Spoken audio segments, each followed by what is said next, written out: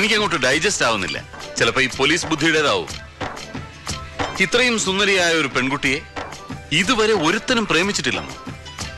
എന്തോ നാമ്പിള്ളേരാണ് ഈ നാട്ടിലുള്ളത്. ഇവിടെയുള്ള പയ്യന്മാർക്ക് ഇയാളുടെ അച്ഛനെ പേടി കാണും. കോളേജിലോ അവിടെ ഇല്ലായിരുന്നോ ഒരുത്തനും? ഒരാള് പോലും തിരിഞ്ഞു നോക്കിയിട്ടില്ലെന്നല്ല ഞാൻ പറഞ്ഞതിനർത്ഥം. പുറകെ വന്നവരൊക്കെ ഉണ്ട്.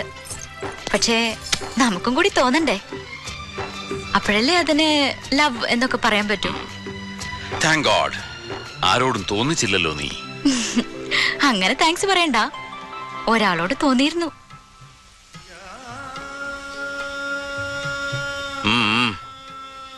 ഫെമിനൻ ക്വാളിറ്റീസ് ഒന്നും ഇല്ലാത്ത ആളല്ല എന്ന് എന്നെ ബോധ്യപ്പെടുത്താൻ ചുമ്മാ കഥ ഇറക്കണ്ട.